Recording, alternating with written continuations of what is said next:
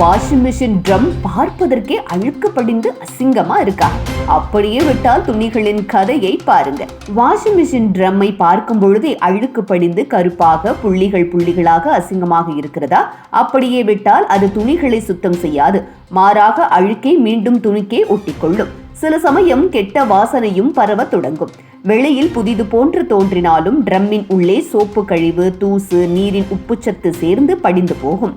இதனால் துணிகள் மந்தமாக வாசனை இன்றி சில நேரங்களில் துவைத்த பிறகும் சுத்தமில்லாமல் தோன்றும். இதை புறக்கணிக்காமல் மாதம் ஒரு முறை ட்ரம்மை கிளீன் செய்வது மிஷின் ஆயிலையும் துணிகளின் நலத்தையும் பாதுகாக்கும். பலர் இதை சரி செய்ய மார்க்கெட்டில் கிடைக்கும் ட்ரம் கிளீனர் லிக்விட் அல்லது கெமிக்கல் பவுடரை பயன்படுத்துகிறார்கள். ஆனால் அவை நீண்ட காலத்தில் மிஷின் பாகங்களை சேதப்படுத்தும் அபாயம் இருக்கிறது. இதற்கு பதிலாக வீட்டிலேயே கிடைக்கும் எலுமிச்சை ஒரு சிறந்த இயற்கை தீர்வாக அமைகிறது.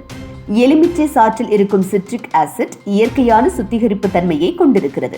இது சோப்பு கழிவு, கருப்பு அழுக்கு, நீரின் உப்புச்சத்து காரணமாக உருவாகும் வெள்ளை புள்ளிகள், பூஞ்சை, பாக்டீரியா ஆகியவற்றையும் அழித்துவிடும்.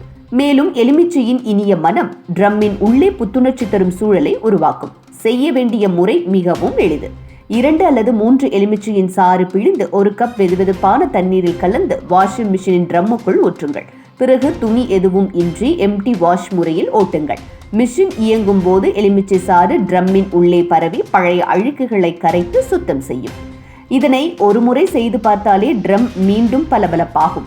மோசமான வாசனை நீங்கி எலுமிச்சையின் இனிய மனம் பரவும். மாதம் ஒரு முறை இதை செய்யும் பழக்கம் இருந்தால் மிஷின் நீண்ட ஆயுள் பெறும். மேலும் தினசரி துணி துவைத்த பிறகு ட்ரம் கதவை சில நேரங்கள் திறந்து வைத்தால் காற்றோட்டம் ஏற்பட்டு ஈரப்பதம் குறையும். இதனால் பூஞ்சை, கருப்பு புள்ளிகள் உருவாகாமல் தடுக்கப்படும். இதனை தொடர்ந்து செய்தால் மிஷின் எப்பொழுதும் சுத்தமாகவும் பளபளப்பாகவும் காணப்படும்.